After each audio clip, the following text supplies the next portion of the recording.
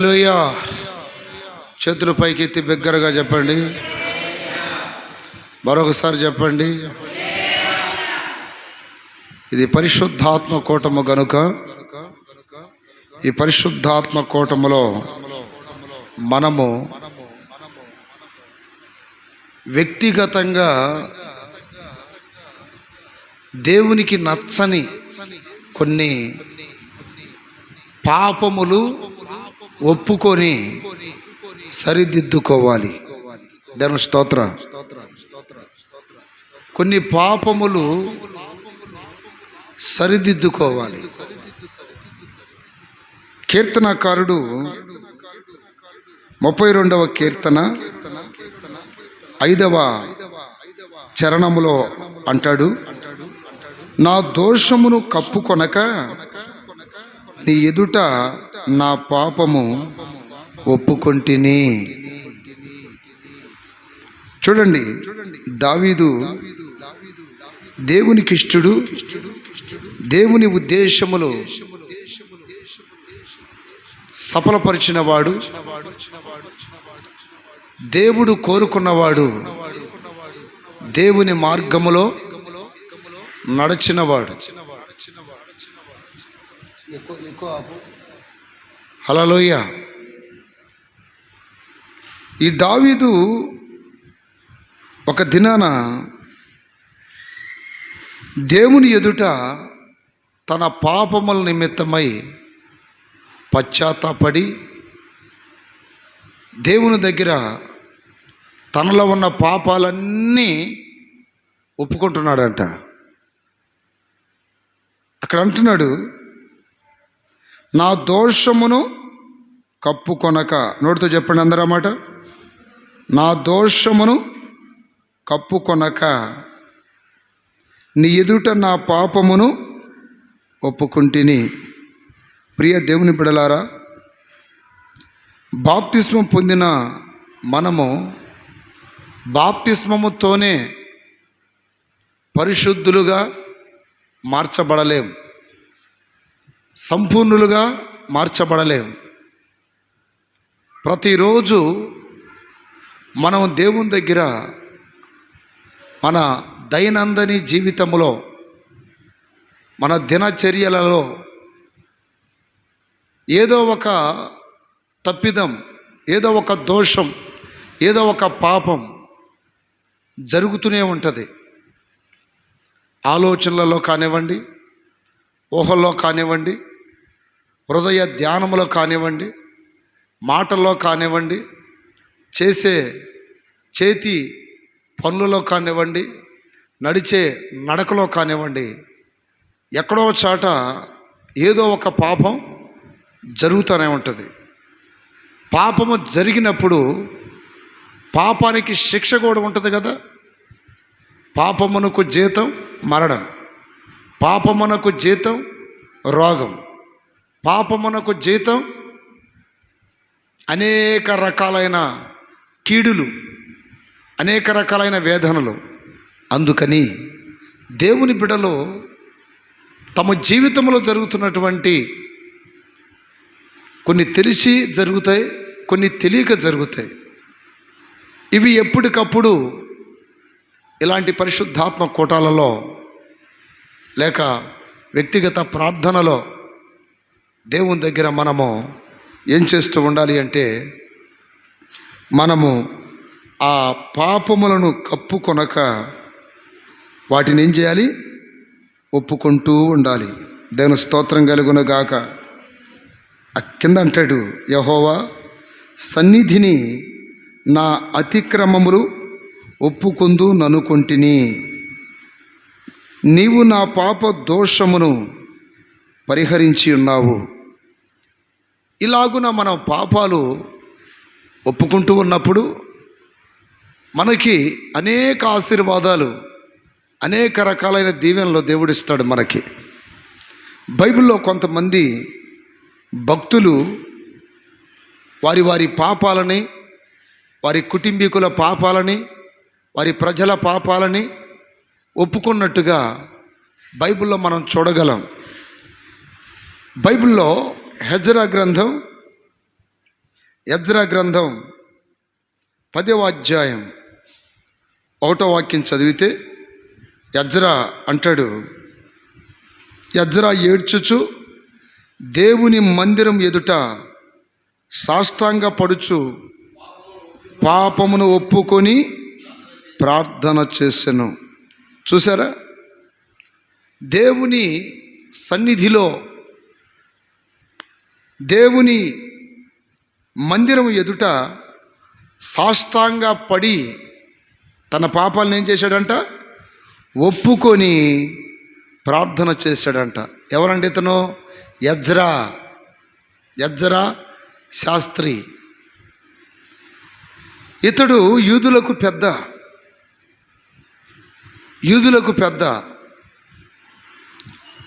ఆ రోజుల్లో దేవుని ప్రజలు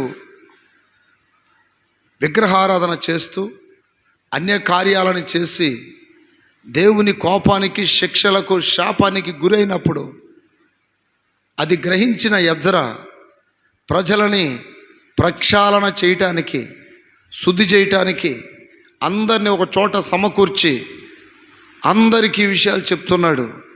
మనము పాపాలు చేశాం, అందుకనే మనకి కీడు. మనము పాపాలు చేశాం, అందుకని ఈ సమస్యలు అని తెలియపరిచి తాను ఏడ్చుచు దేవుని మందిరం ఎదుట పాపాలు ఒప్పుకున్నాడంట. అప్రియమైన బిడ్డలారా, మీకు ఒక డౌట్ రావచ్చు, అయ్యా పాపాలు అంటున్నారు కదా, బాప్తిసం పొందిన తర్వాత, దేవుని బిడ్డలమైన తర్వాత మనలో పాపాలు జరుగుతాయా అని? ఖచ్చితంగా జరుగుతాయి. పాపములు 2 రకాలుగా ఉంటాయి. యోహాను పత్రికలో ఆ వాక్యం చదివితే బాగుంటుంది. మరణకరమైన పాపములు, మరణము కాని పాపములు ఉంటాయంట. ఎన్ని పాపాలు చెప్పండి? మరణకరమైన పాపములు, మరణము కాని పాపములు. కొంతమంది చేసే పాపాలకి వెంటనే శిక్ష వచ్చి చనిపోయినట్టు మనం లేఖనంలో చదవగలం. కొంతమందికి శిక్షలు మాత్రం పడి మరలా వారు పశ్చాత్తాపడినప్పుడు, మరలా దేవుని దగ్గర వారి పాపాలు ఒప్పుకున్నప్పుడు దేవుడు క్షమించి వేసి వారిని ఏం చేశాడు? మరలా కనుకరిస్తాడు. హల్లెలూయ. ఎన్ని రకాల పాపాలు? రెఫరెన్స్ దేవుని స్తోత్రం కలుగునుగాక. 2 రకాలైనటువంటి పాపాలు మన జీవితంలో ప్రతిరోజు జరుగుతాయి. యోహాను పత్రిక తీయండి.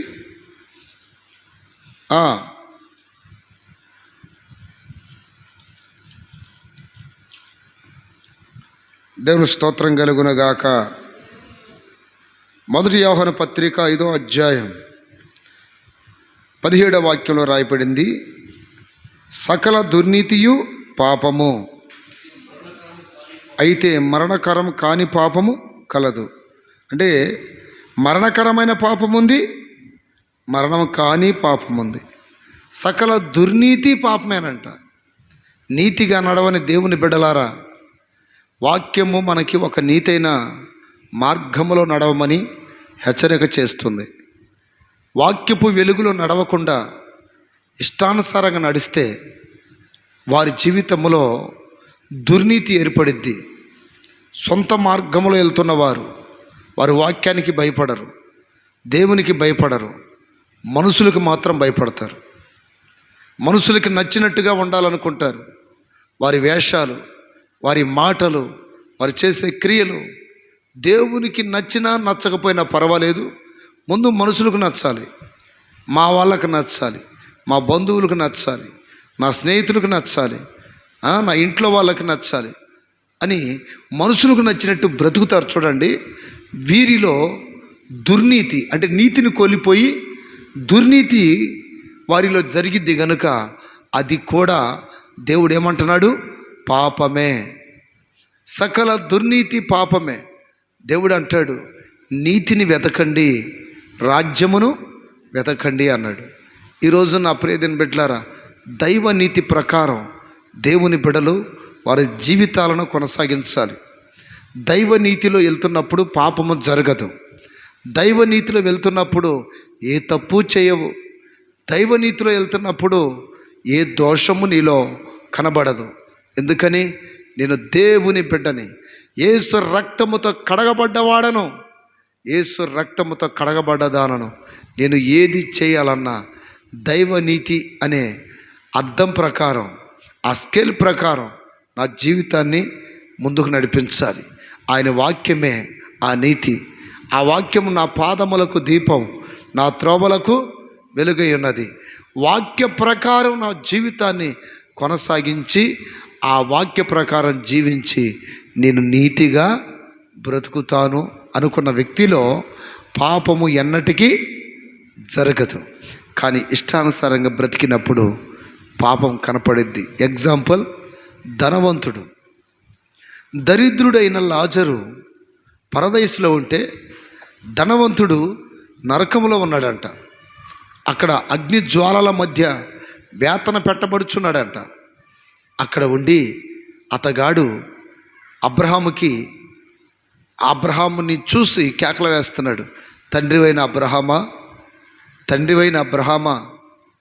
లోకా సువార్త 16వ అధ్యాయం 23, 24, 25 వాక్యాల్లో రాయబడింది. తండ్రివైన అబ్రహామా, నా యందు కనికరపడి తన వ్రేలి కొనను నేలలో ముంచి నా నాలుకను చల్లార్చుటకు లాజరుని పంపుము అని వేడుకుంటున్నాడు. గమనించండి, నరకములో ఒక్క చుక్క నీళ్ళకు కూడా ఎంత ప్రాముఖ్యత ఉందో చూసారా? ఈ రోజున మనం ఎన్నో నీళ్ళు వ్యర్థంగా పారబోస్తుంటాం. కానీ నరకములో ఒక్క చుక్క నీళ్ళకు కూడా ఎంత తహతహలాడిపోతున్నారు చూడండి. ధనవంతుడు కదా అతను. అప్పుడే తినిపెట్టలారా, ఈ లాజరు యొక్క వ్రేలి కొన నీళ్ళలో ముంచి నా నోట్లో పోయమని అడుగుతున్నాడు. ప్రియ దేవుని బిడలారా, నరకం భయంకరమైనది. నరకం వేతనకరమైన స్థలం. ఈ రోజున మనం ఎంత భక్తి కలిగి, ఎంతగా మనం నీతిగా బ్రతకటానికి ప్రయత్నిస్తే, ఎంతగా పరిశుద్ధంగా ఉండటానికి ప్రయత్నిస్తే రేపు ఆ భయంకరమైన నరకాన్ని మనం తప్పించుకుంటాం. లేదు, బాప్తిసం పొందాను, నా ఇష్టానుసారంగా నేను బ్రతుకుతాను అంటావా, నీలో దుర్నీతి జరిగిద్ది. ఆ దుర్నీతి పాపంగా మార్చబడిద్ది. లాజరు దైవనీతి ప్రకారం జీవించాడు, పాపము చేయలేదు. అతనిలో దేవునికి నచ్చిన ఆ జీవితం, ఆ లక్షణాలు, స్వభావం, క్వాలిటీస్ కనపడ్డాయి. చనిపోయిన వెంటనే పరదైసుకి వెళ్ళాడు. కానీ ధనవంతుడు దేవుని బిడ్డగానే పిలువబడ్డాడు. అబ్రహామును తండ్రి అంటున్నాడంటే అతడు కూడా వాక్యం ఎరిగినవాడే, మందిరానికి కూడా వెళ్ళి ఉండొచ్చు. కానీ అతడు నరకానికి ఎందుకు వెళ్ళాడు? కేవలం అతనిలో దుర్నీతి ఉంది, లాజర్లో దైవనీతి ఉంది. ఈరోజు నా ప్రియతైన బిడ్డలారా, దుర్నీతి ప్రకారం నడుస్తున్న క్రైస్తవులు ఎంతోమంది, దుర్నీతి ప్రకారం నడుస్తున్న సేవకులు ఎంతోమంది, దుర్నీతి ప్రకారం నడుస్తున్నటువంటి ఎన్నో సంఘాలు ఉన్నాయి. వారు కేవలం దేవుని బిడ్డలము అనే ఒక సాక్ష్యమే తప్ప వారి జీవితంలో, నా ప్రియమైన బిడ్డలారా, ఎటువంటి ప్రయోజనము అంటే దేవునికి నచ్చిన జీవితం, దేవుని చిత్తం చేసిన అనుభవం వారిలో కనబడదు. ఈ రోజున దేవుని యొక్క వాక్య ప్రకారం ఎంతోమంది వారి జీవితాలు కట్టుకోవడం లేదు, ఇష్టానుసారంగా బ్రతకటానికి ప్రయత్నాలు చేస్తున్నారు. ఈరోజు దేవుడు మాట్లాడుతున్నాడు. ఏమనో తెలుసా? దావీదు అంటాడు, నా దోషములను కప్పుకొనక నా పాపములను ఒప్పుకొంటిని. ఈ రోజున నీలో ఏ దుర్నీతి ఉంది, ఏ పాపం ఉంది? చూపు ద్వారా పాపమా, మాట ద్వారా పాపమా, ప్రవర్తన ద్వారా పాపమా, చేసే క్రియల ద్వారా పాపమా? ఏ పాపము నీలో ఉంది? నీవు ఈ రాత్రి పశ్చాత్తాపడి వాటిని ఒప్పుకోవాలి, వాటిని విడిచిపెట్టాలి, వాటి నుండి విడుదల పొందాలి, వాటి నుండి శుద్ధీకరణ పొందాలి. దేవుని స్తోత్రం కలుగునుగాక, స్తోత్రం కలుగునుగాక, స్తోత్రం కలుగునుగాక. అయితే ఇక్కడ భక్తుడు చూడండి, ఎజ్రా ఏమంటున్నాడంటే, నేను దేవుని మందిరం ఎదుట సాష్టాంగపడుచు పాపమును ఒప్పుకొని ప్రార్థన చేసి తిని అంటున్నాడు. నా ప్రియమైన బిడ్డలారా, ప్రార్థన చేసేటప్పుడు చాలామందికి ఎలా చేయాలో తెలియదు. పాత నిబంధన కాలంలో సాష్టాంగ పడేవాళ్ళంట. అంటే ఏంటి? బోర్ల పడేవాళ్ళు. ఈ రోజున చాలామందికి ప్రార్థనలు ఎలా కూర్చోవాలో కూడా తెలియదు. నా ప్రియమైన బిడ్డలారా, బైబిల్లో ఎంతోమంది భక్తులు ప్రార్థన చేసేటప్పుడు మోకరిల్లారు, మోకాళ్ళు వంచారు, సాష్టాంగ పడ్డారు అని పలు విధములైనటువంటి క్రమాల గురించి రాయబడింది. అయితే ఇక్కడ పాపము ఒప్పుకునే విషయంలో ఎజ్రా ఏమంటున్నాడంటే, నేను సాష్టాంగ పడుచు పాపమును ఒప్పుకున్నాను అన్నాడు. అలాగే నెహెమ్యా కూడా నెహెమ్యా గ్రంథము 1:6 అతగాడు కూడా పాపమును ఒప్పుకున్నట్టు మనకు కనపడుతుంది. 1వ అధ్యాయం 6వ వాక్యం ఏమని ప్రార్థన చేస్తున్నాడు? నీ చెవి యొగ్గి నీ నేత్రములు తెరచి నీ సన్నిధిని దివారాత్రము నీ దాసులైన ఇశ్రాయేలీల పక్షముగా నేను చేయు ప్రార్థన అంగీకరించుము. నీకు విరోధముగా పాపము చేసిన ఇశ్రాయేలు కుమారుల దోషమును నేను ఒప్పుకొనుచున్నాను. నేనును నా తండ్రి ఇంటి వారము పాపము చేసి ఉన్నాము. వాస్తవానికి ఇక్కడ నెహెమ్యా కూడా పాపపు ఒప్పుకోలు చేస్తున్నట్టుగా మనకు కనపడుతుంది. ప్రియ దేవుని బిడ్డలారా, అది కావాలి ఇది కావాలి అని మనం ఏదేదో వాటి కొరకు ప్రార్థన చేస్తాం. కానీ మన ప్రార్థనలో కూర్చున్నప్పుడల్లా మొదటిగా మనము మన పాపాలు ఒప్పుకున్న తర్వాతనే విన్నపాలు దేవునికి విన్నవించాలి. గట్టిగా చెప్పండి. ప్రార్థనలో కూర్చోగానే ముందు మన పాపాలు ఒప్పుకోవాలి. అయ్యా, ఈ దినమంతా ఎక్కడెక్కడో ఉన్నాను, ఏదేదో మాట్లాడాను, ఏదేదో చూశాను, నా మాటల్లో, నా పనులలో, నా చూపులలో, నా నడకలో ఎక్కడైనా పాపం ఉంటే దయతో క్షమించు.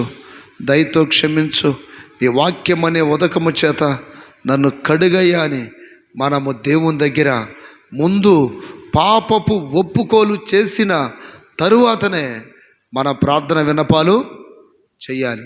దేవుని స్తోత్రం కలుగునగాక. ఇక్కడ నెహెమ్యా చూడండి, యెరూషలేము గుమ్మములు అగ్ని చేత కాల్చబడినప్పుడు, యెరూషలేము యొక్క ప్రాకారములు పడద్రోయబడినప్పుడు అది వినిన నెహెమ్యా గారు ఏం చేశాడు? దేవుని ఎదుట తన పాపములను, తన ప్రజల పాపములను ఒప్పుకున్నాడంట. ఈరోజు నా ప్రియమైన బిడ్డలారా, నీ పాపాలు ఒప్పుకోవాలి, నీ భర్త పాపాలు ఒప్పుకోవాలి, నీ భార్య పాపాలు ఒప్పుకోవాలి, నీ తల్లిదండ్రుల పాపాలు ఒప్పుకోవాలి, నీ పిల్లల పాపాలు ఒప్పుకోవాలి. వారి నిమిత్తం నువ్వు కన్నీళ్లు విడవాలి, వారి కొరకు రోధించాలి. అయ్యా, నన్ను మార్చావు, నా భర్తను మార్చలేదు. అయ్యా, నన్ను రక్షించావు, నా భార్యను రక్షించలేదు. అయ్యా, నన్ను రక్షించావు, నా తల్లిదండ్రులు రక్షించలేదు. వారు ఇంకా పాపులుగానే ఉన్నారు, ఇంకా దోషం చేస్తూనే ఉన్నారు. నా అక్క చెల్లెళ్ళు, అన్నదమ్ములు ఎందరో ఇంకా పాపంలోనే ఉన్నారు ప్రభా అని వారి పాపముల నిమిత్తం మనం దేవుని దగ్గర ఒప్పుకోవాలి. దేవుని స్తోత్రం కలుగునగాక. వారి పాపముల నిమిత్తం, మన పాపల నిమిత్తం కూడా మనం ఒప్పుకోవాలి. ఇక్కడ నెహెమ్యా మంచి పరిశుద్ధుడు, నెహెమ్యా మంచి ప్రవక్త, నెహెమ్యా గారికి మంచి దేవునితో సన్నిహితమైనటువంటి సంబంధం కలదు. అయినను ఆ విషయం తెలిసినప్పుడు పాపాలు చేయబట్టే ప్రాకారాలు కూలిపోయి ఉండొచ్చు, పాపాలు చేయబట్టే గుమ్మములు కాలిపోయి ఉండొచ్చు, పాపాలు చేయబట్టే చెర కొనిపోబడి ఉండొచ్చు.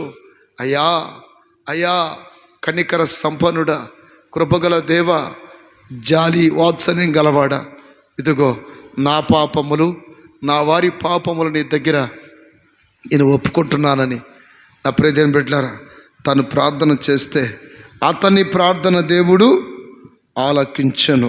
2వ అధ్యాయం 8వ వాక్యంలో చివర్లో రాయబడిందండి. ఏమని? నా దేవుని కరుణ హస్తము కొలది రాజు నా మనవి ఆలకించెను. దేవుని స్తోత్రం కలుగునగాక. అతడు దేని కొరకు ప్రార్థన చేశాడో, దేని కొరకు అతడు కన్నీళ్ళు విడిచాడో, అతని పాపాలు ఒప్పుకున్న తర్వాత చేసిన ప్రార్థనను దేవుడు ఆలకించాడు. చతురు పైకి ఎత్తి గడ్డగలు చెప్పండి. పాపాలు ఒప్పుకోకుండా, పశ్చాత్తాపడకుండా మనం అది కావాలి ఇది కావాలని ప్రార్థన చేస్తే దేవుడు కార్యాలు చేస్తాడా? చేయడు. రెండో భక్తుడు నెహెమ్యా, మొదటి భక్తుడు ఎజ్రా, అలాగే నా ప్రియదిన బిడ్డలారా దానియేలు ప్రవక్త కూడా దేవుని దగ్గర తన పాపాలు, తన ప్రజల పాపాలు ఒప్పుకున్నాడు. దానియేలు గ్రంథము 9వ అధ్యాయము 3-4 వాక్యాలు చదువుకుందాం. దానియేలు గ్రంథము 9వ అధ్యాయం 3-4 వాక్యాలు చదవగలిగిన వారు చదవండి. 9వ అధ్యాయము 3-4 వాక్యాలు.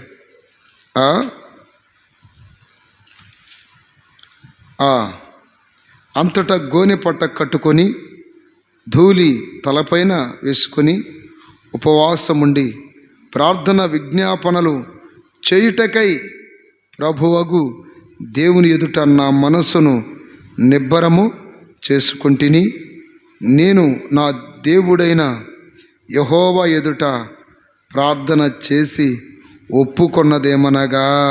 చూసారా, ప్రార్థన చేసి ప్రార్థనలో ఒప్పుకున్నాడంట. 20వ వాక్యంలో కూడా రాయబడింది చూడండి.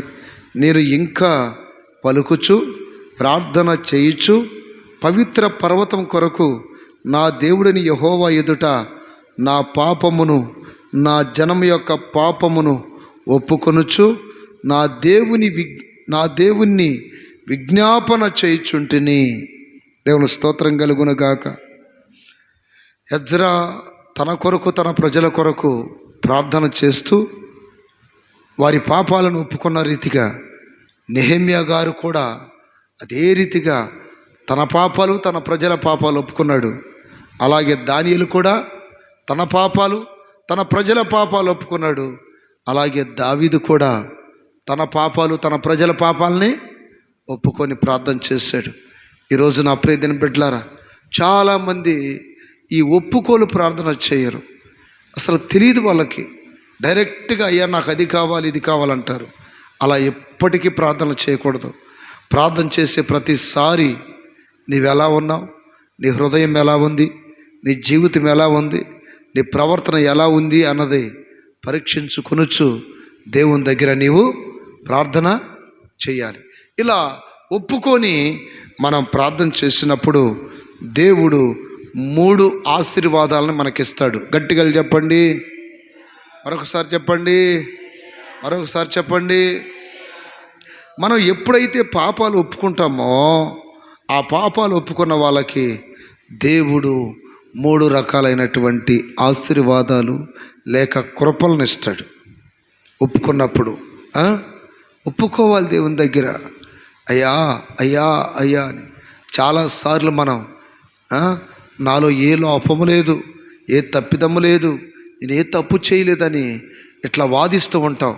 నా ప్రియదిన బిడ్డలారా, తెలిసి కొన్ని పాపాలు జరుగుతాయి, తెలియక కొన్ని పాపాలు జరుగుతాయి.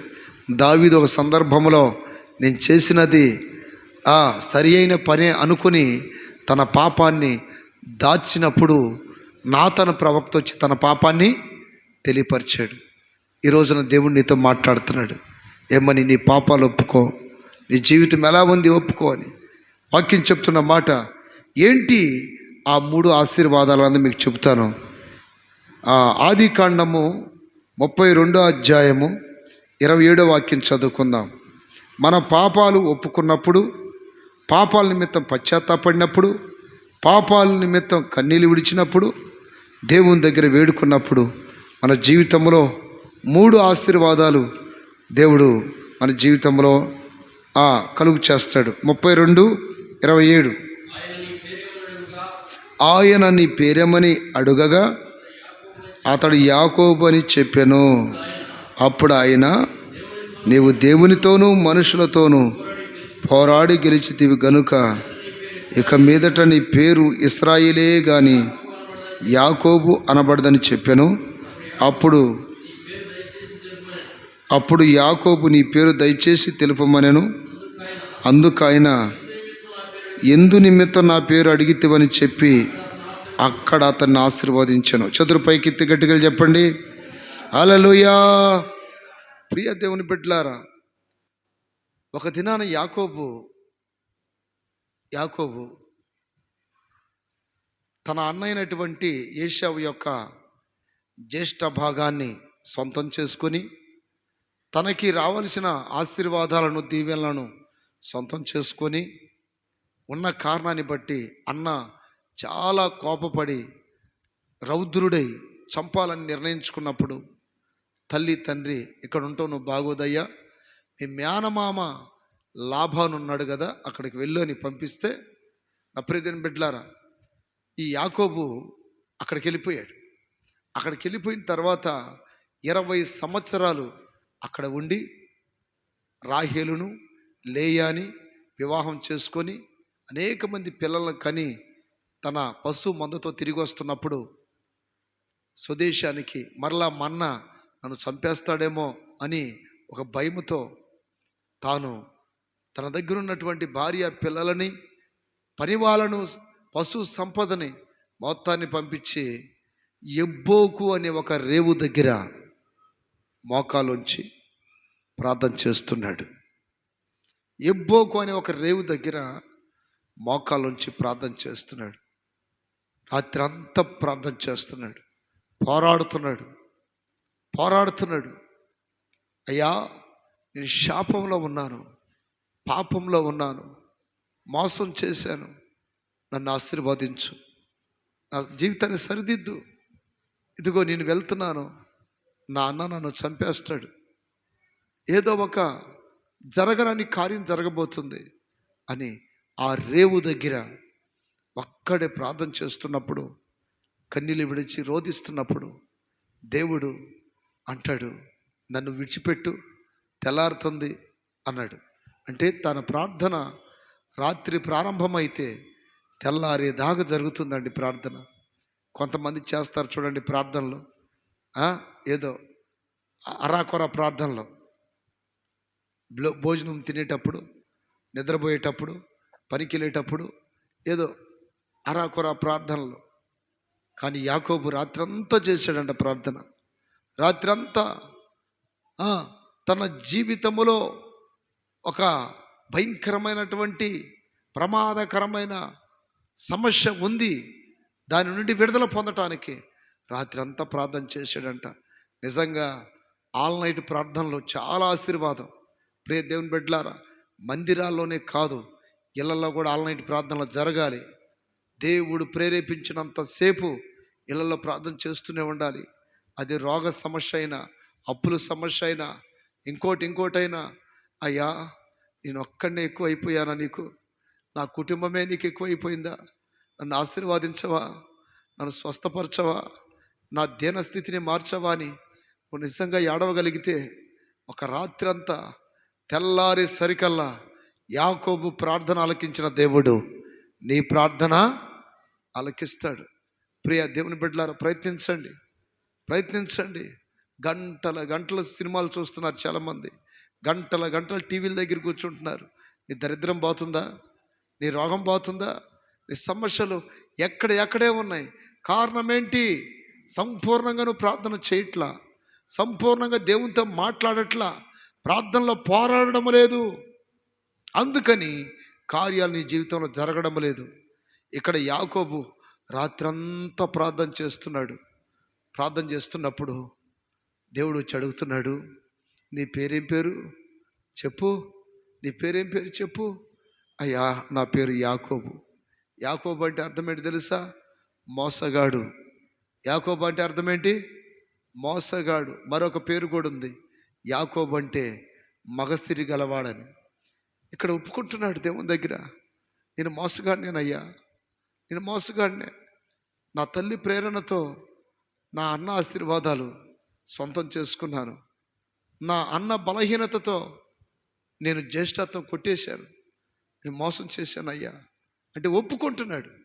ఎప్పుడైతే తాను ఒప్పుకున్నాడో దేవుడు తన పేరును మార్చేశాడు. హల్లెలూయా. నీ పేరు యాకోబు కాదు, నీ పేరు ఇజ్రాయేల్. ఈ రోజున తన పేరు ఆ దేశానికి పెట్టబడింది. చూడండి నా ప్రియమైన బిడ్డలారా, 1900 సంవత్సరాల క్రితం ఇజ్రాయేల్ దేశము అనబడింది అది. కానీ 1900 సంవత్సరాల తర్వాత క్రీస్తు శకము 70వ సంవత్సరం నుండి దానికి పేరు మారిపోయింది.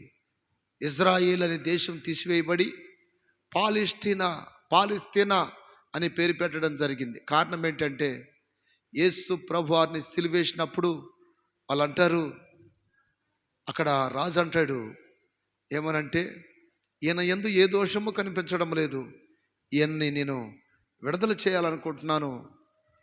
ఇదిగో ఈ పస్కా పండగ సందర్భంలో ఒక ఖైదీని విడిచిపెట్టడం మాకు ఒక ఆనవాయితీ కదా, కాబట్టి ఆ ఆనవాయితీ ప్రకారం ఈ యేసుక్రీస్తుని మేము విడుదల చేస్తామన్నప్పుడు ఆ ప్రజలు అంటారు, ఆ యేసుక్రీస్తుని విడుదల చేయొద్దు, బరబ్బాని విడుదల చేయి, అంటే బందిపోటు దొంగ బరబ్బాని విడుదల చేయమని కోరుకున్నారు.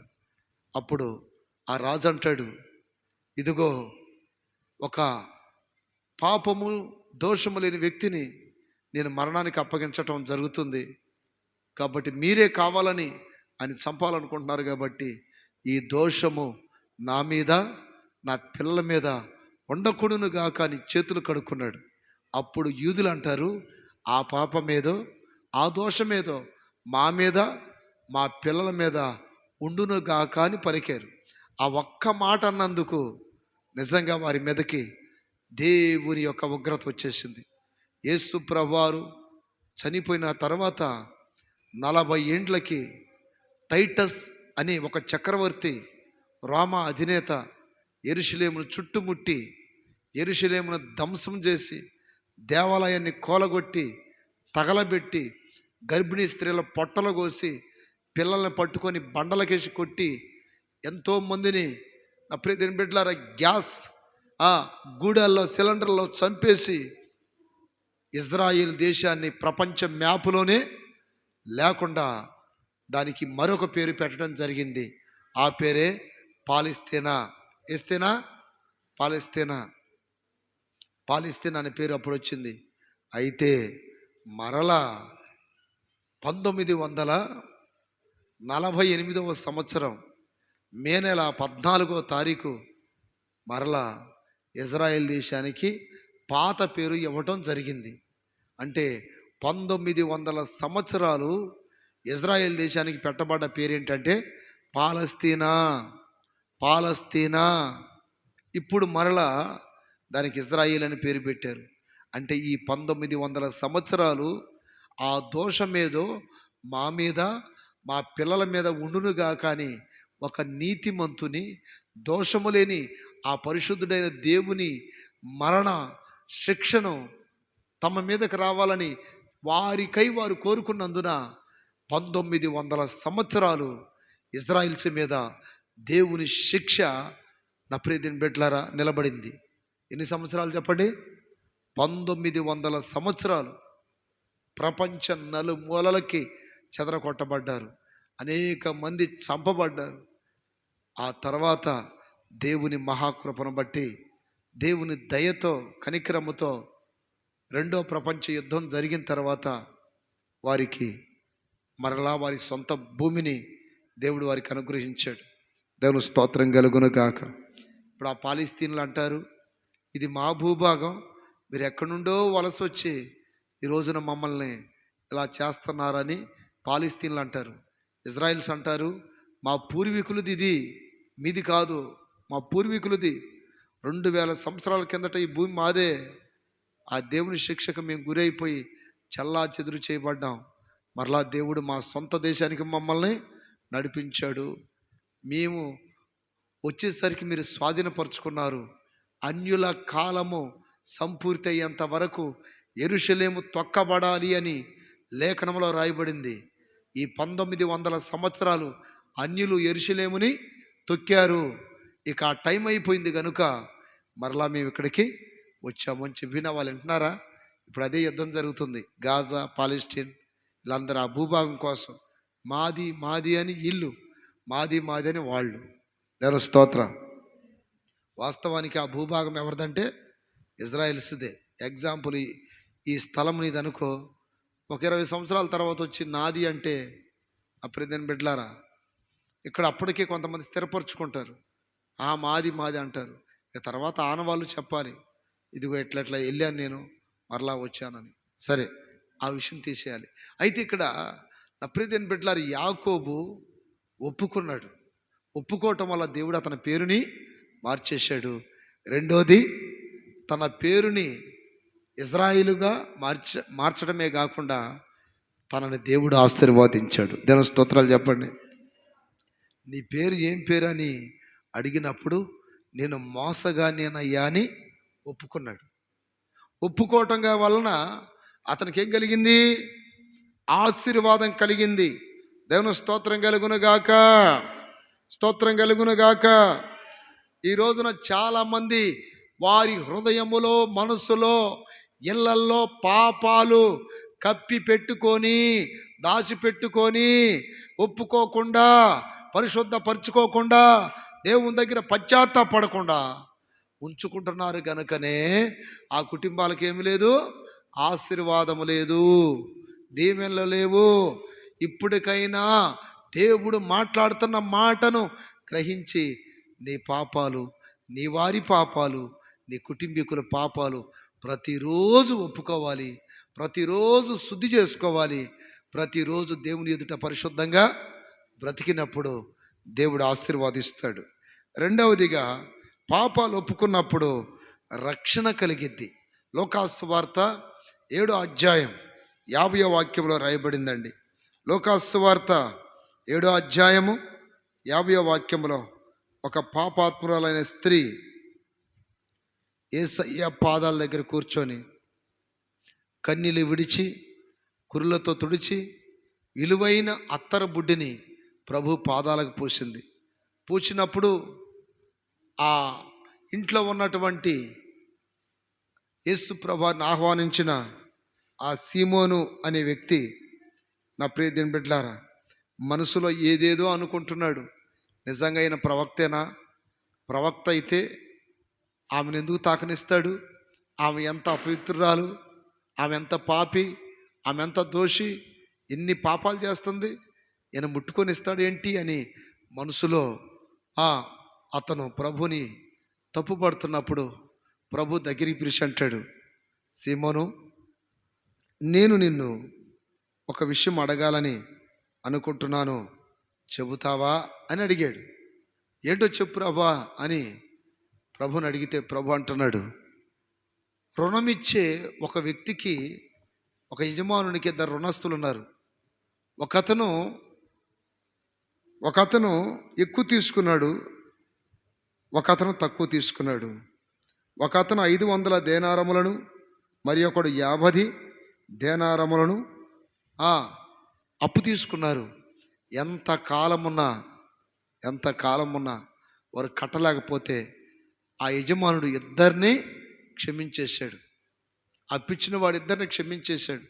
క్షమించినప్పుడు ఈ ఇద్దరిలో ఎక్కువ తీసుకున్నవాడు ఆ అప్పిచ్చిన వ్యక్తులలో ఆ వ్యక్తిని ఎక్కువ ప్రేమిస్తాడా, లేక తక్కువ తీసుకున్నవాడు ఎక్కువ ప్రేమిస్తాడా అని ప్రభు ప్రశ్నించినప్పుడు ఈ సీమోను అనే వ్యక్తి అంటాడు, ఎక్కువ తీసుకున్నవాడే ఎక్కువ ప్రేమిస్తాడు. గట్టిగా చెప్పండి హల్లెలూయా. ఎక్కువ తీసుకున్నవాడే ఎక్కువ ప్రేమిస్తాడు. తక్కువ తీసుకున్నవాడు ఏమనుకుంటాడు, అబ్బా నేను ఎక్కువ తీసుకుని ఉంటే ఎంత బాగుండేది అనుకుంటాడు. ఎందుకంటే 500 దేనారములను క్షమించేశాడే, నేను కేవలం 50 దేనారములు మాత్రమే తీసుకున్నానని. నా ప్రియమైన బిడ్డలారా, ఇత్తగాడు అంటే ఈ 50 దేనారములు తక్కువ తీసుకున్నవాడు మనసులో అనుకుంటాడు, అబ్బా ఎక్కువ తీసుకున్నా బాగుండేది. అప్పుడు ఆ సీమోను అనే వ్యక్తి ఈ సమాధానం ఇచ్చినప్పుడు ప్రభు అంటున్నాడు, నీవు మనసులో ఏమనుకుంటున్నావు? ఆవిడ ఎక్కువ పాపాలు చేసిందని అనుకుంటున్నావు. నిజమే, నీకంటే ఎక్కువ పాపాలు చేసింది, కానీ నీకంటే ఎక్కువ నన్ను ప్రేమించింది. చప్పట్లు కొట్టండి గట్టిగా. నీకంటే ఎక్కువ ప్రేమించింది, నీకంటే ఎక్కువగా పశ్చాత్తాపడింది. విస్తారముగా పాపాలు చేసిన ఈవిడ విస్తారముగా నన్ను ప్రేమించింది కనుక ఈమె విస్తారమైన పాపములు క్షమించబడ్డాయి. హల్లెలూయా. అంటే ప్రభు పాదాల దగ్గర కూర్చొని ఆమె తన పాపాలని ఒప్పుకుంది, కన్నీళ్ళు విడిచింది, పశ్చాత్తాపడింది. 50వ వాక్యంలో ప్రభు అంటున్నాడు, అందుకాయన నీ విశ్వాసము నిన్ను రక్షించెను, సమాధానము గలదానవై వెళ్ళుమని ఆ స్త్రీతో చెప్పాను. చూడండి, ఆమె ప్రభు దగ్గరికి వచ్చి ఆ ప్రభు పాదాలు పట్టుకొని కన్నీళ్ళు విడిచి పశ్చాత్తాపడుతుంది. ఎన్ని కన్నీళ్ళు విడిచిందో తెలుసా? యేసయ్య రెండు పాదాలను కడిగి అన్ని కన్నీళ్ళు విడిచిందంట, రోదించింది, పశ్చాత్తాపడింది. అయ్యా నీ పాదాలు కడుగుతున్నానని. ఈరోజు నా ప్రియని బిడ్డలారా, మనం కూడా ప్రభు పాదాలు కడగాలి. ఏదైనా తప్పులు ఒప్పులుంటే ఒప్పుకొని విడిచిపెట్టాలి. ఒప్పుకున్నందుకు యాకోబును దేవుడు ఆశీర్వదించాడు. ఒప్పుకున్నందుకు ఈ పాపాత్మురాలైన స్త్రీని దేవుడు రక్షించాడు. హల్లెలూయా, హల్లెలూయా. సామెతల్లో చివరిగా ఒక మాట రాయబడిందండి, అతిక్రమములు, ఆ వాక్యం చదవండి, అతిక్రమములు దాచువాడు వర్ధిల్లడు. దేవుని స్తోత్రం కలుగును గాక. 28వ అధ్యాయం సామెతల గ్రంథము 28:13. అతిక్రమములను దాచిపెట్టువాడు వర్ధిల్లడు, వాటిని ఒప్పుకొని విడిచిపెట్టువాడు కనికరం పొందును. చూడండి, ఒప్పుకున్న వారికి రక్షణ, ఒప్పుకున్న వారికి ఆశీర్వాదం, ఒప్పుకున్నవాడు దేవుని కనికరమును పొందుతాడు. హల్లెలూయా, హల్లెలూయా. అతిక్రమములు, పాపములు, దోషములు, అపరాధములు మనం మనసులో కప్పుకుంటే, ఒప్పుకోకపోతే దేవుని కనికరం నీ మీదకి రాదు. దేవుని సన్నిధిలో వర్ధిల్లలేవు. అప్రియదేని బిడ్డలారా, దేవుని కనికరం చనిపోయే రోగులను స్వస్థపరుస్తుంది. దేవుని కనికరం మన స్థితిగతులను మారుస్తుంది. దేవుని కనికరం మన కన్నీరు తుడుస్తుంది. అందుకని మన పాపాలు మనం ప్రభు ఎదుట ఎజ్రా వలె, నెహెమ్యా వలె, దానియేలు వలె, అలాగే దావీదు వలె ఒప్పుకోవాలి. ఒప్పుకున్నప్పుడు ఆశీర్వాదం, ఒప్పుకున్నప్పుడు రక్షణ, ఒప్పుకున్నప్పుడు దేవుని కనికరమును మనం పొందుతాం. అందరు మొక్కలోంచి కొన్ని నిమిషాలు నీ పాపాలు ఒప్పుకోవాలి, నీ ప్రజల పాపాలు ఒప్పుకోవాలి. దేవుని సన్నిధిలో ఒప్పుకోండి. ప్రభువా నీకు స్తోత్రములు నాయన. ఇదిగో ఈ రాత్రి కాల వేళల్లో నాయనా నా పాపముల్ని దగ్గర ఒప్పుకుంటున్నాను. ఏడ్చి రోదించి ఎజ్రా దేవుని సన్నిధిలో పాపాలు ఒప్పుకుంటున్నాడు. ప్రియ దేవుని సంఘమా, విశ్వాసులారా, మీ పాపములు దేవుని ఎదుట ఒప్పుకోండి. దేవుని ఎదుట ఒప్పుకోండి. ఎన్నో రకాలైన పాపాలు, ఎన్నో రకాలైన లోపాలు, ఎన్నో రకాలైన దోషముల, అపరాధములు నీలో జరుగుతున్నట్లయితే అతిక్రమములు దాచువాడు వర్ధిల్లడు. ఒప్పుకుంటే కనికరం పొంది వర్ధిల్లుతావు. నీ కుటుంబం వర్ధిల్లిద్ది, నీ పిల్లలు వర్ధిల్లుతారు, నీ వ్యాపారం వర్ధిల్లిద్ది, నువ్వు చేసే పనులు వర్ధిల్లుతాయి, నీ పాడి పంటలు ప్రతిదీ వర్ధిల్లిద్ది. ఒప్పుకో, ఒప్పుకో. ఏ పాపం ఉంది నీలో, ఏ దోషం ఉంది నీలో, నోరు తెరచి యేసయ్యా నా పాపాలు క్షమించయ్యా, ఇదిగో ఈ పాపములో ఉన్నాను, ఈ లోపముతో ఉన్నాను, ఈ తప్పిదములో నాలో జరుగుతున్నాయి అని ఒప్పుకో. ఎజ్రా ఏడ్చి సాష్టాంగ పడుచు పాపములు ఒప్పుకున్నాడు. నెహెమ్యా ఉపవాసం ఉండి పాపములు ఒప్పుకుంటున్నాడు.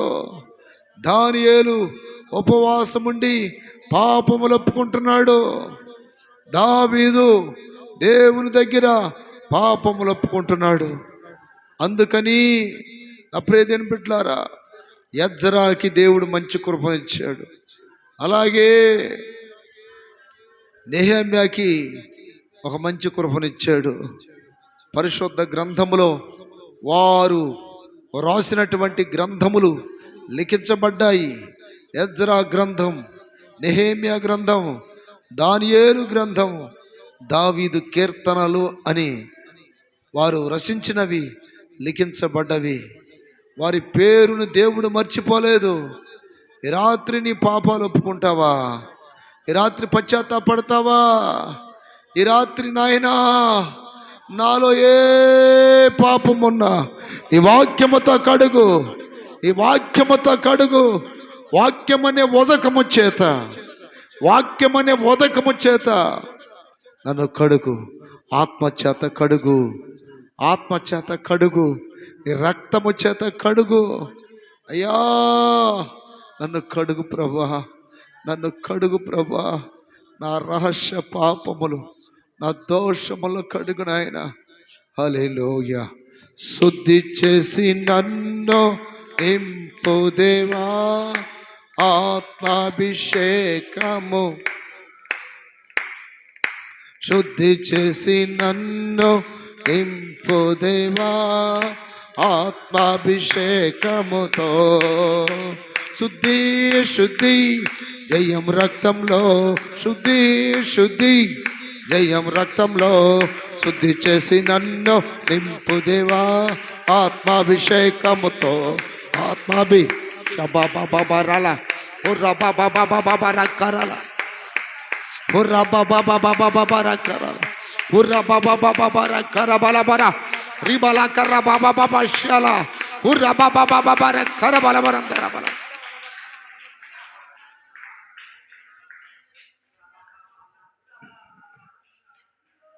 నేను రోగిగా మారటానికి నాలో ఏ పాపముందయ్యా? నేను ఆర్థిక ఇబ్బందులతో అల్లాడటానికి నాలో ఏ పాపముందయ్యా? నేను ఎల్లప్పుడూ శాంతి సమాధానం లేకుండా బ్రతకటానికి నాలో ఏ పాపముందయ్యా? నేను ఎల్లప్పుడూ ఓటమి పాలవటానికి, ఓడిపోవటానికి నాలో ఏ పాపముందయ్యా? నేను అపజయము తప్ప జయము చూడలేకపోవడానికి నాలో ఏ పాపముందయ్యా? నాయన, నా పాపం నాకు తెలియపరచు. నా పాపం నేను ఒప్పుకుంటా ప్రభా. నీకు ఇష్టం లేని ఏ క్రియలున్నా తీసివేయి, నీకు ఇష్టం లేని ఏ లోపాలున్నా తీసివేయి ప్రభా. ప్రియ దేవుని బిడలారా, ప్రియ దేవుని ప్రజలారా, నీ పాపాలు ఒప్పుకోవాలి, నువ్వు నీ దోషములు ఒప్పుకోవాలి.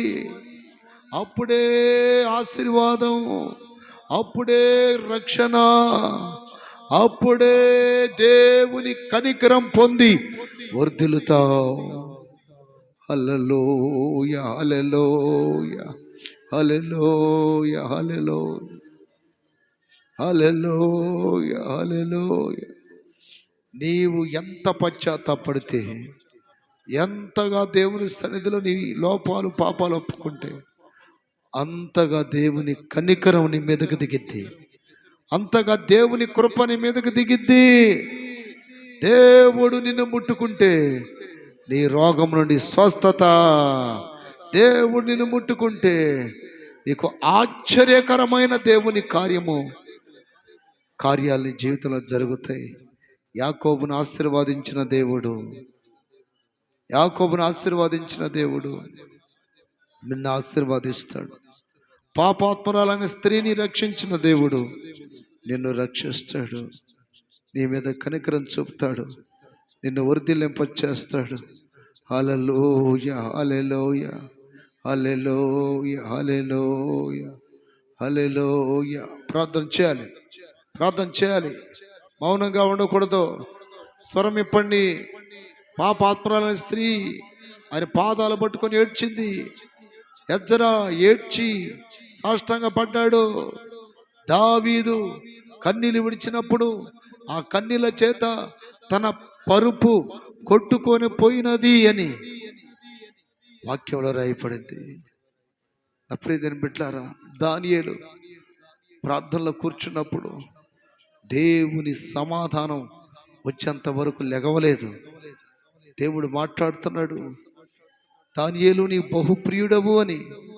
ఈ రోజున పశ్చాత్తాపడుతున్నావా? ఏ పాపం ఉంది నీలో? ఏ పాపం ఉంది నీలో? పరీక్షించుకో. సకల దుర్నీతి పాపము. మేలు చేయనెరిగి చేయకపోతే పాపం, విశ్వాసం లేకపోతే పాపం, రక్తముతోని తింటే పాపం. ఎన్నో రకాలైన ఆత్మ సంబంధమైన పాపాలు ఉన్నాయి. ఈ రోజున ఏ పాపములో బంధించబడ్డావు? ఈ రోజున ఏ పాపం నిన్ను వెంటాడుతుంది? బిడ్డ, నీ పిల్లల కొరకు ప్రార్థన చేయవా? నీ భర్త కొరకు ప్రార్థన చేయవా? నీ భార్య కొరకు ప్రార్థన చేయవా? నీ తల్లిదండ్రుల కొరకు, నీ ఇరుగు పొరుగు వాళ్ళ కొరకు ప్రార్థన చేయవా? నీ పాపాలు ఒప్పుకో. Praise the Lord. Hallelujah, hallelujah, hallelujah. యేసయ్యా నీకు స్తోత్రములు నాయనా.